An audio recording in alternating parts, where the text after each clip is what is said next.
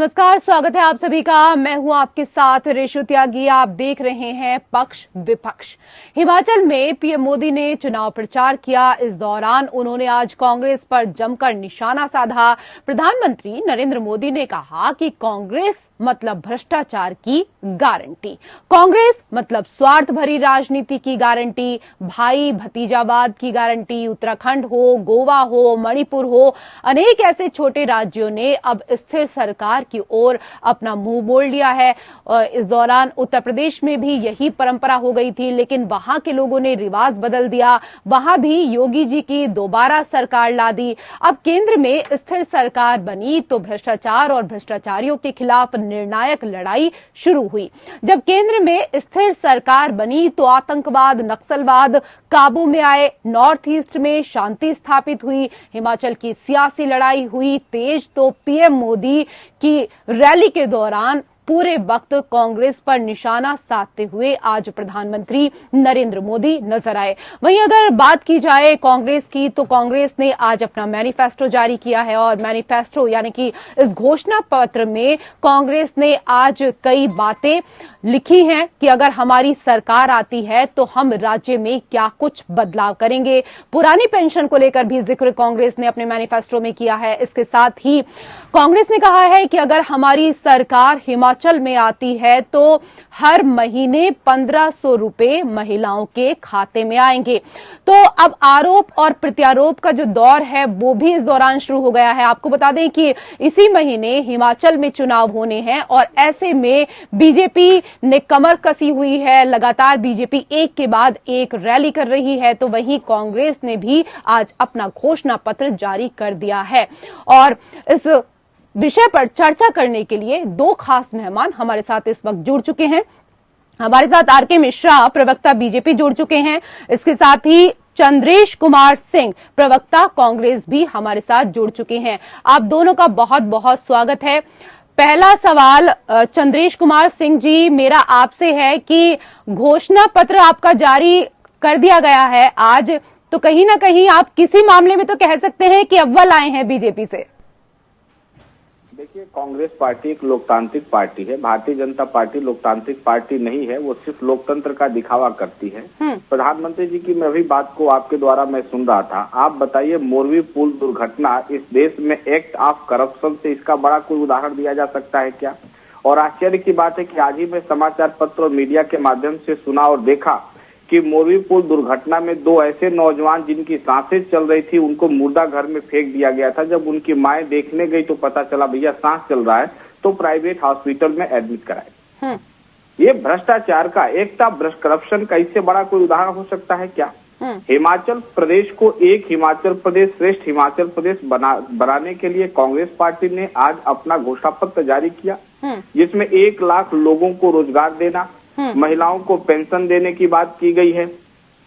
वहां पर रोजगार के नए अवसर उत्पन्न करने की, फूड प्रोसेसिंग पार्क बनाने की सरकार ने। अच्छा चंद्रेश जी, घोषणा पत्र आपने जारी किया, बहुत अच्छी बात है। आप इसके लिए बधाई का पात्र भी हैं, मैंने तो पहले ही आपसे कहा। लेकिन घोषणा पत्र जारी करने का जो समय होता है वो बहुत महत्वपूर्ण होता है। ऐसे समय तो कांग्रेस के शीर्ष नेतृत्व के कुछ लोगों को वहां पर होना चाहिए था या नहीं होना चाहिए था?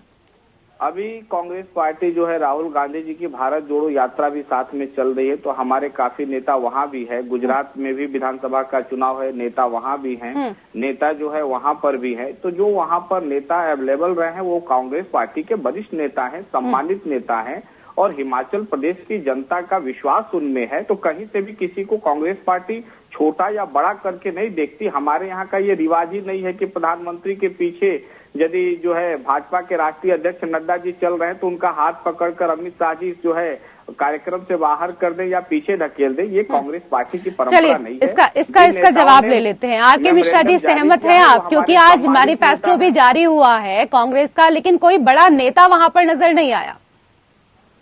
तो जी, यहाँ पर चंद्रेश जी का काफी दिनों के बाद हमारी और उनकी आज मुलाकात हो रही है आपके चैनल के माध्यम से। मैं बहुत शुक्रगुजार हूँ, क्योंकि मित्र हैं, हम लोग बहुत बार डिबेट में बैठते हैं। जब तक कांग्रेस की बात है, इसके तौर पर देखिए, कांग्रेस ने जहाँ पर हिमाचल का एक इतिहास रहा है, जो 5 साल कांग्रेस रही है तो 5 साल भाजपा रही, ये सारी चीजें हम लोगों ने देखा है इस बीच। लेकिन इतिहास के पन्ने में अगर हम देखेंगे तो आज जैसे मैनिफेस्टो जारी किया गया है, 1 लाख रोजगार की बात इन्होंने की और साथ ही साथ कहा है जो 1500 रुपए पेंशन की भी बात करी है उन्होंने, उसके बाद 300 यूनिट बिजली फ्री करने की बात कही है। मैं कह रहा हूँ भौगोलिक दृष्टिकोण से अगर हिमाचल प्रदेश को अगर देखा जाए तो 73 लाख की आबादी और इस 73 लाख की आबादी में आप कह रहे हैं कि 1 लाख रोजगार जो है सृजन करेंगे। मैं तो कह रहा हूँ अगर इस तरह के मैनिफेस्टो अगर राजस्थान के अंदर में अगर उसको सुदृढ़ करते तो मुझे लगता है बेहतर होता। छत्तीसगढ़ के अंदर में अगर करते तो शायद लगता है बेहतर होता। लेकिन हिमाचल प्रदेश की जो समस्याएं हैं खास करके जैसे आउटसोर्सिंग कर्मचारी का, जैसे मैं कह रहा हूँ जो कि जैसे वहां पर जो फार्मर हैं उनका, जैसे जो सेब की खेती करते हैं, इस तरह के जो खेती करते हैं, उन सब की जो समस्या है उन सब के ऊपर में अगर बात होती, मुझे लगता है उन सब के ऊपर में कोई बात नहीं हुई इनके मैनिफेस्टो में। हाँ, ये जरूर है जो कि कांग्रेस का जो इतिहास रहा है, हम बहुत ही स्पष्टता के साथ आपको कहना चाहूंगा, जो कि जहां तक बात है चाहे वो रक्षा सौदे के अंदर में हो, अगर हम देखेंगे जो राष्ट्र के प्रति समर्पित रहने का जो एक इन्होंने जिम्मा उठाया था 1947 से पहले और 1947 के बाद का, लेकिन उसके बाद से जिस तरह से घोटालों का एक दौर चला और निश्चित तो अब हम लोगों ने देखा है जो कि किस तरह से रक्षा सौदों के ऊपर में चाहे वो बोफोर्स कांड हो, चाहे हमने देखा लोकतंत्र की हत्या करने की बात हो, चाहे वो आपातकाल हो, चाहे आप पटला हाउस इनकाउंटर के ऊपर में आप आंसू बहाने की बात हो, ये सारी चीजें अगर देखा जाए तो मुझे लगता है कांग्रेस को निश्चित तौर पर अपने इतिहास को देखना चाहिए और इतिहास के ऊपर में मंथन करते हुए आज अगर संवैधानिक रूप से आज हिमाचल हो, चाहे गुजरात हो, चाहे दिल्ली हो, कहीं पे भी आप चुनाव लड़ते हैं तो मुझे लगता है जो कि इन सब बातों का भी मंथन करना चाहिए। देखिए, जनता जिस तरह से मन बना चुकी है, मैं कह रहा हूं आज उत्तर प्रदेश हो चाहे उत्तराखंड हो, किस तरह से इतिहास को बदला गया है और जनता ने इतिहास फिर से लगता है जो कि हिमाचल प्रदेश में फिर से बदलेगी, क्योंकि भारतीय जनता पार्टी आश्वस्त है। और मैं स्पष्टता के साथ कहना चाहूंगा आपके चैनल के माध्यम से, क्योंकि निश्चित तौर पर जो हिमाचल प्रदेश की समस्या है वो भाजपा ने जिस तरह से 5 साल के अंदर में उस चीज को देखने का और संवेदनशीलता के साथ धरातल पर उतारने का जो काम किया है, वो निश्चित तौर पर जनता के मन में विश्वास पैदा करती है और भाजपा के प्रति जो बिल्कुल जनता के मन में तो विश्वास पैदा होगा, जब विश्वास पूरा हो जाएगा तभी जनता किसी पार्टी के ऊपर भरोसा करेगी। चंद्रेश कुमार जी, आपका मैनिफेस्टो आज सभी ने देखा है, 1 लाख सरकारी नौकरी देने का फैसला किया गया है, मंत्रिमंडल की पहली बैठक में ये फैसला लिया जाएगा, इस तरह की बातें कही गई हैं। महिलाओं को हर महीने 1500 रुपए दिए जाएंगे, पुरानी पेंशन को बहाल करने की भी इस दौरान यहाँ पर बात की गई है। हर विधानसभा में 4 अंग्रेजी मीडियम स्कूल खोलने की भी बात की गई है। लेकिन प्रधानमंत्री नरेंद्र मोदी जब आज हिमाचल पहुंचे तो उन्होंने तो साफ तौर पर कहा कि 2012 में कांग्रेस ने जो घोषणा पत्र जारी किया था, उसमें जो वादे किए गए थे उसमें से एक भी पूरा नहीं हुआ है। मैं आपके मंच के माध्यम से प्रधानमंत्री नरेंद्र मोदी जी को बताना चाहता हूं कि 2014 और 2019 में उन्होंने भी देश से वादे किए थे। उन्होंने कहा था प्रतिवर्ष 2 करोड़ लोगों को रोजगार देंगे, काशी को क्योटो बनाएंगे, भारत में बुलेट ट्रेन चलाएंगे, लोगों को गरीबी रेखा से नीचे लाएंगे, देश की अर्थव्यवस्था को 5 ट्रिलियन इकोनॉमी में तब्दील करेंगे, 100 स्मार्ट सिटी बनाएंगे। इसमें से कितने वादे को उन्होंने आज तक पूरा किए?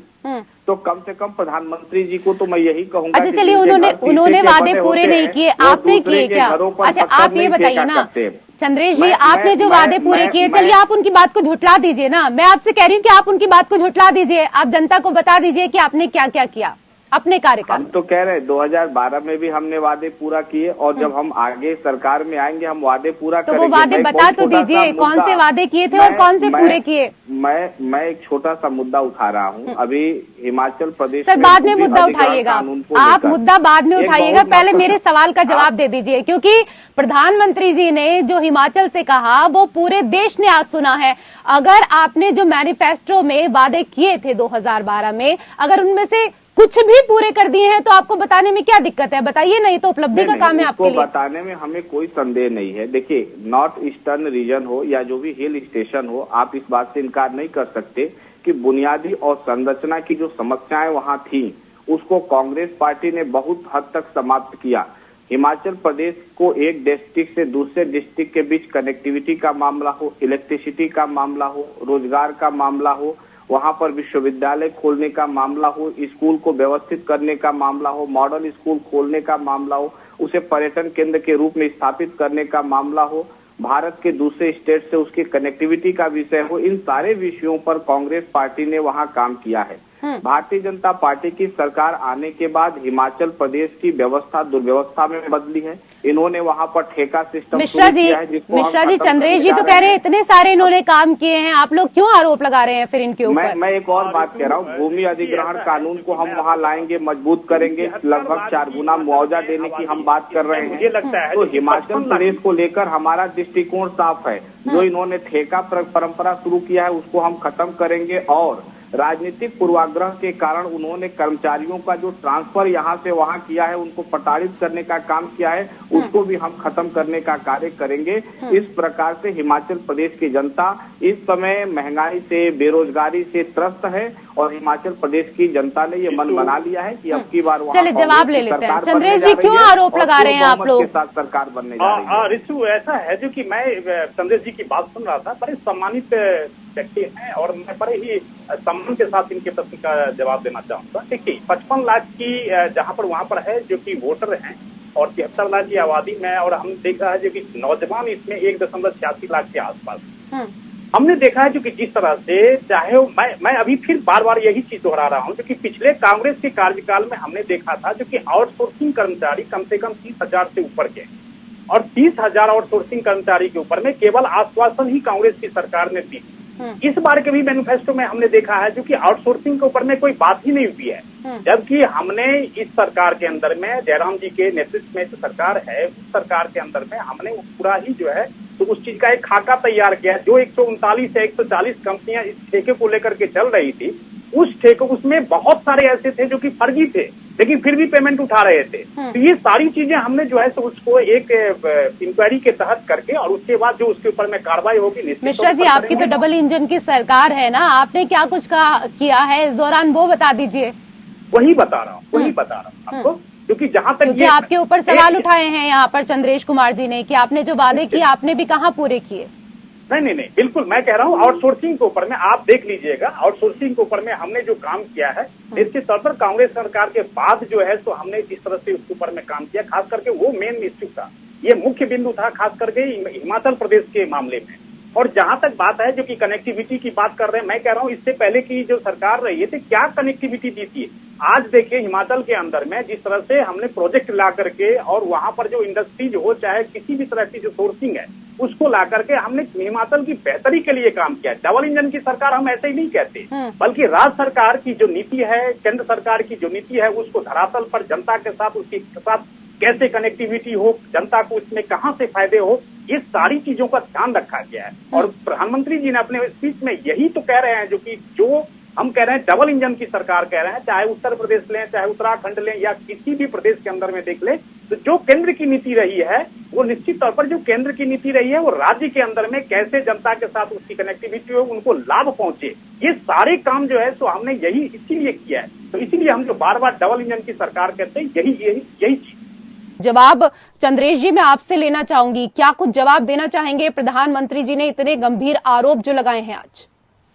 प्रधानमंत्री जी की बातें पूर्ण रूप से निराधार है। मैं जानना चाहता हूं कि पिछले 8 साल में स्विस बैंक में भारतीयों का काला धन दोगुना कैसे हो गया यदि देश में भ्रष्टाचार नहीं रहा तो। इनके अपने अरबपति मित्रों के इन्होंने लाखों करोड़ों रुपए बैंकों का माफ कर दिए, ये करप्शन है कि नहीं। इनकी सरकार में देश की जमा पूंजी, आम नागरिकों की जमा पूंजी लेकर इनके चुनिंदे उद्योगपति देश से बाहर भाग गए, ये कार्रवाई अभी तक नहीं कर पा रहे हैं। राफेल घोटाला किसकी सरकार में हुआ? देश के अंदर कोरोना काल में जब अर्थव्यवस्था बंद थी, अरबपतियों की संख्या 102 से 142 हो गई। कैसे हो गई? जब पूरी अर्थव्यवस्था बंद है तो, और 84% परिवारों की आय में कमी हुई। इनकी सरकार में पिछले 8 साल में हम देखें तो चलिए सारे सवालों का चंद्रेश जी आपके सारे सवालों का एक एक करके जवाब ले लेते हैं। पर चला गया, एक एक करके जवाब ले लेते हैं।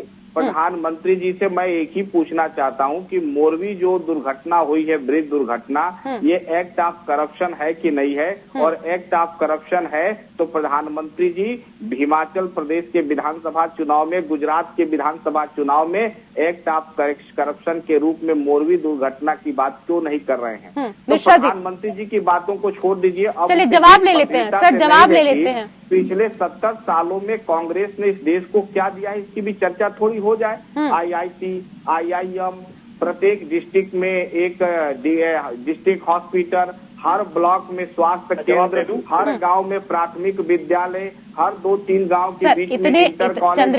चंद्रेश जी इतने सारे सवाल एक साथ पूछ लेंगे आप, तो जवाब कैसे देंगे? वो एक एक करके सवाल पूछिए ना, एक एक करके जवाब ले लीजिए। मैं जवाब दे रहा हूँ, प्रधानमंत्री जी की वित्त मंत्री कहती हैं कि ये सरकारी संपत्तियों को बेचकर 6 लाख करोड़ रुपए कमाएंगी। इसको बनाने का काम भी तो कांग्रेस ने ही किया था। चलिए अब एक एक करके जवाब ले लीजिए। रितु जी देखिए, ऐसा है, मैं वो प्रवक्ता नहीं हूँ जो कि मैं एक एक प्रश्न का जवाब देने वाला प्रवक्ता बैठा हुआ हूँ, और मुझे खुशी होती है जो कि जब कोई प्रश्न करता है उनको मैं सही उत्तर देता हूँ। पहली बात। दूसरी बात, ये मोरबी की घटना की बार बार जिक्र कर रहे हैं, निश्चित तौर पर यहाँ पर कहीं न कहीं कमी हुई है, और उस कमी को उजागर करने के लिए उसकी एजेंसियां काम कर रही है, और जो कानून के तहत जो भी कार्रवाई होगी निश्चित तौर पर की जाएगी। ये बहुत बड़ा दुर्भाग्यपूर्ण घटना था, और मेरी संवेदनशीलता उन परिवारों के साथ है, उन जो जिनकी मृत्यु हुई है उनके साथ है।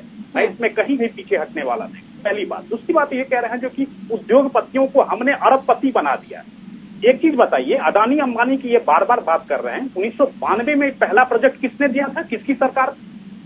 अडानी को पहला प्रोजेक्ट किसने दिया था? 1992 में जाकर के आप देख लीजिएगा, कहीं पे भी सर्च करके देख लीजिएगा, पहला प्रोजेक्ट कांग्रेस की सरकार।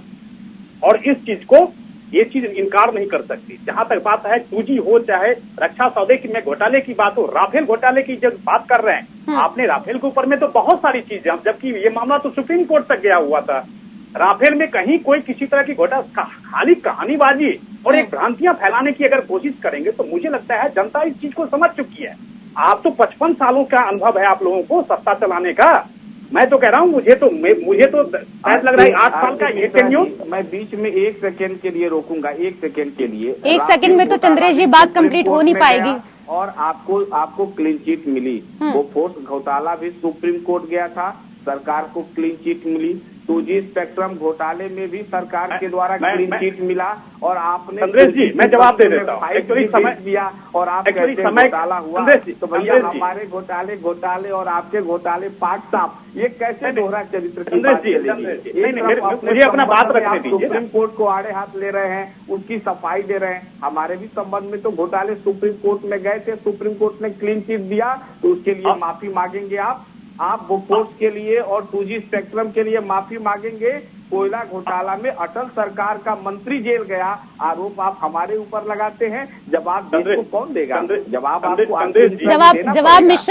जवाब मिश्रा जी देंगे, लेकिन आप सुन तो लीजिए। आप सुनेंगे नहीं तो जवाब कैसे देंगे वो? चंद्रेश जी देखिए, मैं इस चीज को तो आपको स्वीकार करना पड़ेगा, जो कि जनता, आपको 55 सालों का सत्ता का अनुभव रहा है, और 55 सालों के अंदर में आपको तो मुझे लगता है जो कि जनता कभी भी आपको नहीं नकारती अगर आप सही से काम करते। लेकिन 55 सालों का जिसका अनुभव हो सत्ता के अंदर में, और उसको जनता ने ऐसे नकार दिया, जिसमें आप 49 में से 39 विधानसभा चुनाव हार गए 8 साल के अंदर में, 2 लोकसभा के चुनाव हार गए आप। तो ये जनता ने नकार दिया आपको। आपकी नीति, आपकी पॉलिसी निश्चित तौर पर कहीं न कहीं आपने जनता के प्रति जो संवेदनशीलता होनी चाहिए थी वो चीज आपने नहीं दिखाई। मिश्रा जी जनता की बातें जनता तक रहने दीजिए। उन्होंने जो आरोप लगाए हैं उनका जवाब दे दीजिए, आप विषय को मत घुमाइए। देखिए बिल्कुल नहीं घुमाऊंगा, क्योंकि जहां तक बोफोर्स में, क्या चंद्रेश जी इस चीज को नकार सकते हैं जो कि उसमें घोटाला नहीं हुआ था? क्या 2G स्पेक्ट्रम में क्या का कहना है? सुप्रीम कोर्ट ने कहा बोफोर्स कोई घोटाला नहीं था। सुप्रीम कोर्ट ने कहा कि 2G स्पेक्ट्रम घोटाला नहीं था, वो भाजपा और आरएसएस के द्वारा फैलाया गया एक प्रोपेगेंडा था। आप कहेंगे भाजपा और नहीं चंद्रेश जी, आप कहेंगे भाजपा और आरएसएस द्वारा ये भ्रांतियां फैलाई गई है, और मेरे बारे में किसकी भ्रांतियां फैलाई गई थी? ये कांग्रेस ने भ्रांतियां फैलाई है। मैं आपको स्पष्टता के साथ कहना चाहूंगा, इस चीज को स्वीकार करना पड़ेगा आपको, जो कि कांग्रेस ने 55 सालों के अंदर में जिस तरह से देश को, मैं ये नहीं कह रहा हूं कि आपको देश के प्रगति में आपका हाथ नहीं है, बिल्कुल हाथ है, लेकिन जिस संवेदनशीलता के साथ, जिस भ्रष्टाचारियों को आप लोगों ने बचाने का काम किया, जिस तरह से तुष्टीकरण की राजनीति करी, जिस तरह से भाई भतीजावाद के ऊपर में आप लोगों ने राजनीति करी, ये सब सारी चीजें दिखाता है कि जनता के प्रति आपका जो एक रवैया होना चाहिए था, या जनता का जो रवैया आपके प्रति होना चाहिए था, वो बिल्कुल कहीं न कहीं। ठीक है मिश्रा जी, जो किया सो किया, लेकिन अब तो बदल रही है ना कांग्रेस, गांधी परिवार से अध्यक्ष तक नहीं है, और क्या चाहिए आपको? नहीं, मुझे तो कुछ नहीं चाहिए। जनता ये देख रही है जो कांग्रेस में जो बिखराव है, मेरी आशा है जो कि ये बिखराव खत्म हो, चाहे वो G3 के 23 के वो लोग हों, जो नेता हों, जो आज छोड़ करके कांग्रेस को जा रहे हैं, जो लचर नेतृत्व है वो बेहतर हो। मैं तो कह रहा हूं जो कि कांग्रेस मुक्त भारत हम लोगों ने इसलिए कहा था, जो कि भ्रष्टाचार से युक्त कांग्रेस थी, भाई भतीजावाद से युक्त कांग्रेस थी। मैं कह रहा हूं इसलिए हम लोग कहते थे कांग्रेस मुक्त भारत हो, तभी जाकर के इस देश की बेहतरी हो सकती है। आज देखिए देश 8 साल के अंदर में क्या कहां से कहां तक पहुंच गया। आपने यूके जैसे कंट्री को आपने पछाड़ करके आप किस तरह से आपकी जीडीपी कहां जा रही है, आप इतनी बड़ी अर्थव्यवस्था बनते जा रहे हैं। निश्चित तौर पर कहीं ना कहीं आपका जो मेहनत है, जो परिश्रम है देश के प्रति, वो कहीं ना कहीं दिखा रही है ना, वो रिजल्ट दिखा रहा है आपको। मतलब आपके रिजल्ट दिखा रही है और कांग्रेस के टाइम के सारे रिजल्ट फेल हैं चंद्रेश जी, क्योंकि मोदी जी ने भी आज कहा कि 50 साल से ज्यादा हो गए जब कांग्रेस ने गरीबी हटाओ की बात कही थी, ये वादा किया था कि कांग्रेस पूरे देश से गरीबी हटाएगी। चुनाव होते गए, गरीबी हटाओ का नारा देकर कांग्रेस सरकार बनाती गई, लेकिन देश से गरीबी नहीं हटी है। आप लोग झूठे वादे करते हैं, झूठी गारंटी देना चाहते हैं। चलते चलते इस पर क्या कुछ प्रतिक्रिया देना चाहेंगे, क्या कहना चाहेंगे आप? मैं प्रधानमंत्री जी से पूछना चाहता हूं कि 8 साल में कितनी गरीबी कम हुई है। 8 साल में देश में 20 करोड़ लोग गरीबी रेखा से नीचे चले गए हैं। ये कांग्रेस मुक्त भारत की बात करते करते महंगाई युक्त, भ्रष्टाचार युक्त, गरीबी युक्त भारत बना दिए। आज देश में महंगाई, बेरोजगारी, गरीबी अपने चरम पर है। और प्रधानमंत्री जी ने 2014 और 2019 में देश के लोगों से जो वादे किए थे, उन वादों को पूरा करने में असफल रहे हैं। इसलिए इनके पास कांग्रेस को गाली देने और सांप्रदायिकता फैलाने के अलावा कोई और विकल्प नहीं है। मैं प्रधानमंत्री जी के बारे में यही कहूंगा कि विधानसभा चुनाव वो हिमाचल प्रदेश, गुजरात में हार रहे हैं। खिसियाई बिल्ली खंबा नोचे, इससे ज्यादा उनका एक्टिविटी और कोई नहीं है। चलिए, बहुत बहुत शुक्रिया आप दोनों का हमारे साथ इस चर्चा में जुड़ने के लिए। पक्ष विपक्ष में फिलहाल इतना ही। नमस्कार।